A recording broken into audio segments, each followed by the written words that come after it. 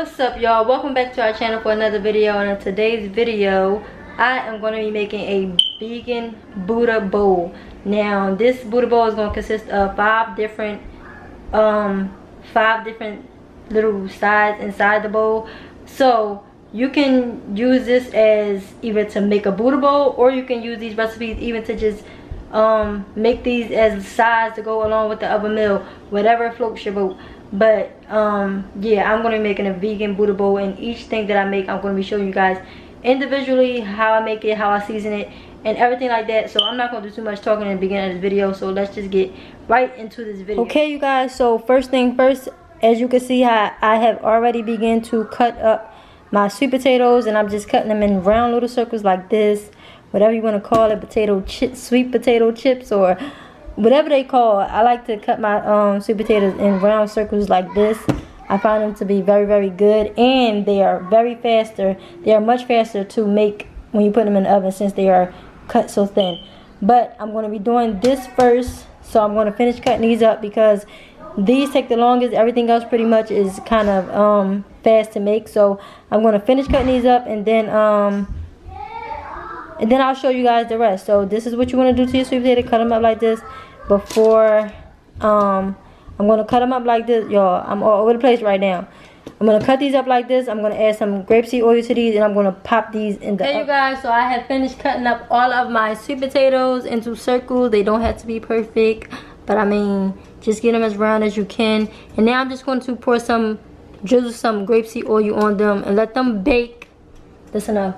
You don't need that much oil in there. And I'm going to let these bake just until they get soft. Once you can stick a fork or a knife through them and you can see that they are soft, then they are complete. So I'm going to bake these on 350 until they are soft, because I don't want them to get too mushy, because I usually, depending on what I'm doing with them, I'll cook them on 400, but I'm going to cook these on 300 because I don't want them to get too soft and then they start breaking up and being like really mushy and they don't look pretty in the bowl.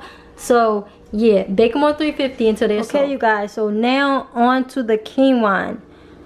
What you want to do is you want to add this inside some boiling water. As you can see over there, I have some boiling water already ready to go for this quinoa.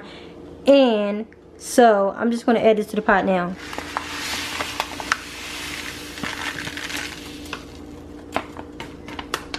Okay, so the thing about quinoa, you guys, if you never heard of it, or if you never made it, or if you made it and it didn't come out correctly, quinoa can be very, very tricky if you do not make it right. So what you want to do is you want to add the quinoa to some boiling water like I just told you guys. And I'm going to add a vegan bouillon cube to this. What the bouillon cube is going to do is help to give the quinoa some flavor while it's cooking, because if you do not know about quinoa, it can have like a weird type of taste. So if you don't season it correctly or cook it correctly, the texture can come out wrong and the taste can come out not so good. So that's why I like to throw a cube of vegetable bouillon cube inside my quinoa while it's cooking. And then once that's done cooking, I'm just going to add some butter to that so it could be nice, flavorful, and I'll probably add a few seasonings to it.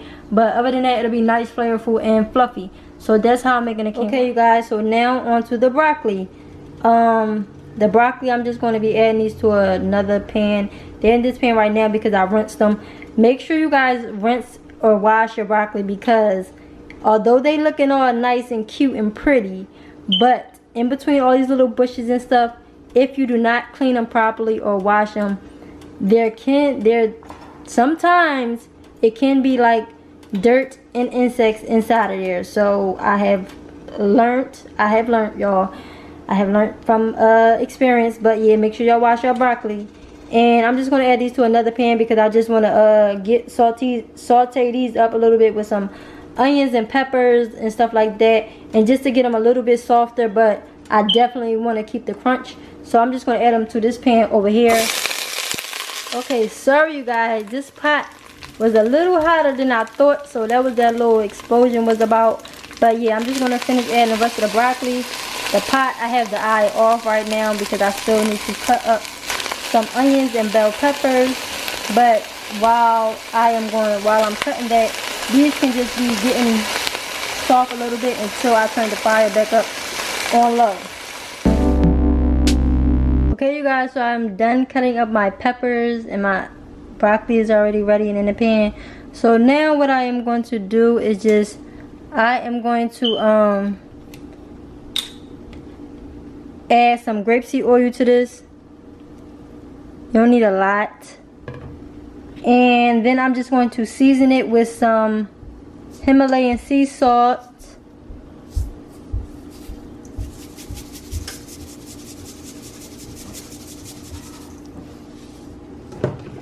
Some onion salt from Trader Joe's. If y'all notice, you guys, I pretty much use a lot of the same seasonings every time I cook. Unless it's something that's far off that I'm trying to make different, then well, today I'm going to be adding some new as we speak. Some Old Bay. Try to throw the little, you know, give it a little bit of hint of like the seafood flavor inside the bowl. A little bit of Old Bay. You can add as much as you want. Season to your liking. But I like my food to be nice and flavorful, where I can taste just about almost all of the seasonings. So, and then last I'm going to add some garlic powder.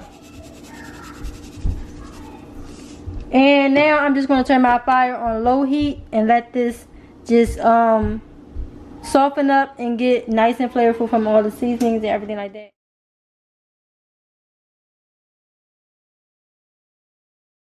Okay, y'all, so now my quinoa is all complete. As you can see from the texture, it's nice and fluffy, just how I told you guys it would be. And if you never cooked this before, just cook it for about 15 to 20 minutes until you see it get this consistency. And if you have water still left in it by the time it get to this texture, then remove the water and then just sit it over the hot and just sit it over the eye on low heat to evaporate all of the water out, and it will become just nice and fluffy like this. Now I'm going to just add some butter to this to make this even more nice and fluffier. So when you make quinoa, just make it how you make rice. You like your rice to be nice nice and done and buttery. You know, I like butter rice or whatever case. Everybody is different, whatever y'all like. But yeah, so I just add some butter to that, and I'm just going to add a little bit of Himalayan sea salt just in case it doesn't have enough flavor yet, because some of the water I had to pour out. So I'm just going to add a little bit more salt to that.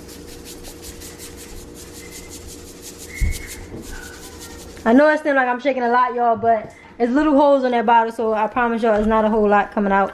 But yeah, so this is how your quinoa should look.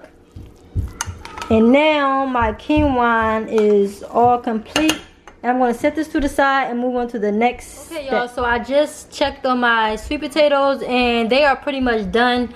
So I just had to flip a few of them over. So once that side gets done, then I'm just going to turn this oven off. So if it looks like dry like this one does on the top, just flip it over so it can hit. See how this side is nice and oily and soft?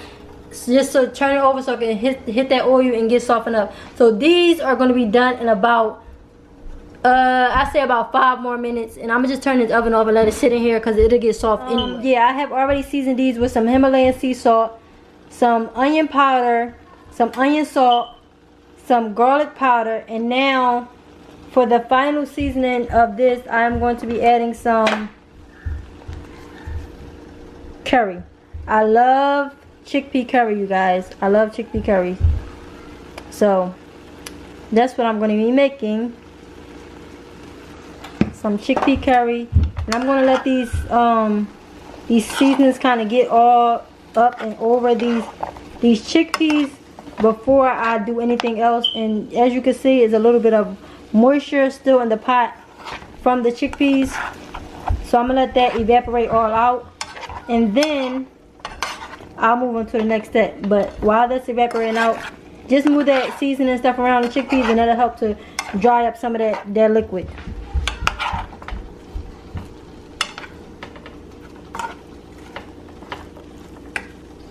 Okay, you guys, so that liquid is already going pretty fast.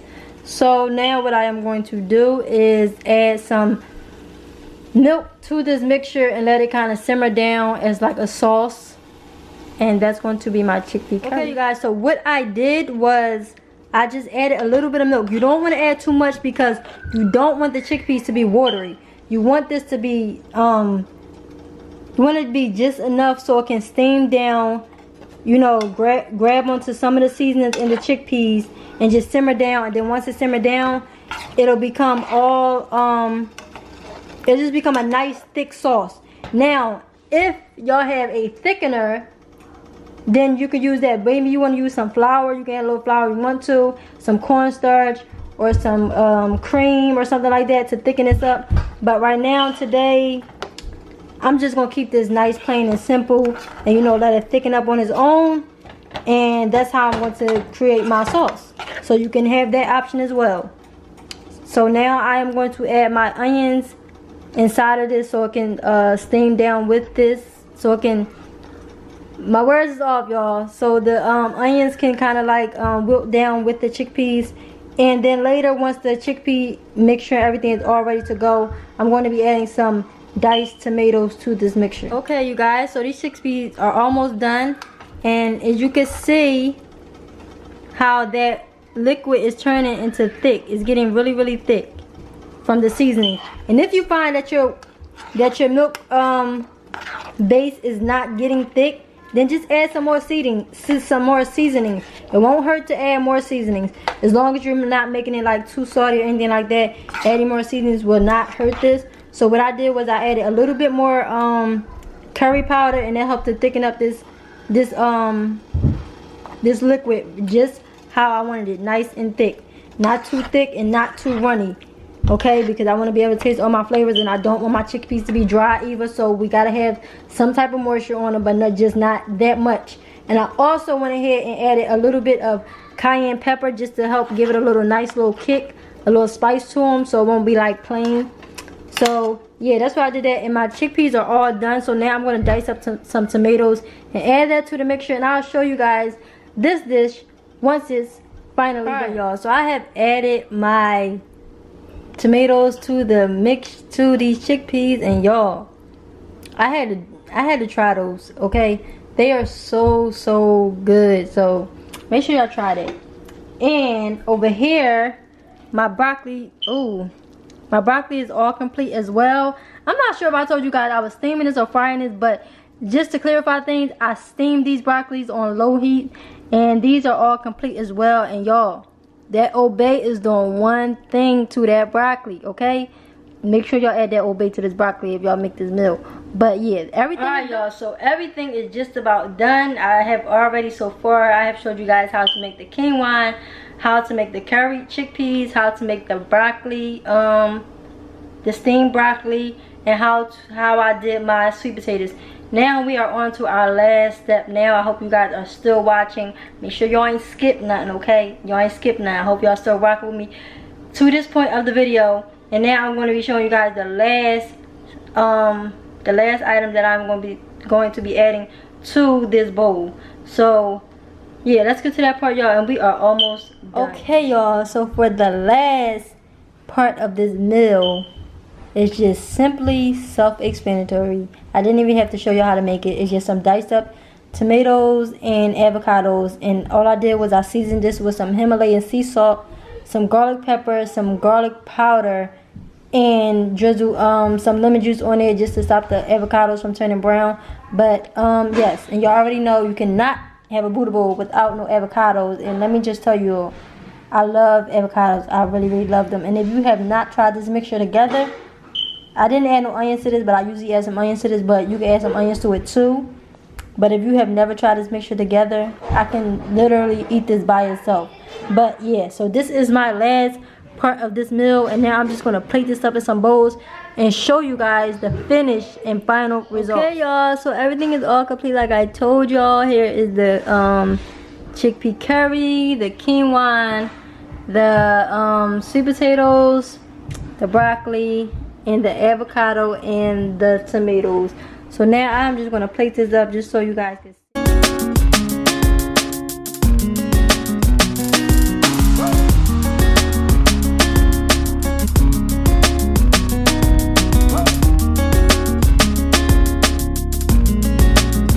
There you have it, you guys. A nice, healthy, delicious hearty, fulfilling meal. We have our quinoa, we have our sweet potatoes, we have our avocado and tomatoes on top, our broccoli down, some below, some on top, and our chickpea curry on this side. You guys, this looks so good. Make sure y'all make this dish, okay? And I just want to thank you guys. The camera is about to die, but I want to thank you guys. Make sure you guys like, comment, subscribe, and share. And thank you guys for always supporting and commenting and showing love on our channel. We love you guys, and we are out.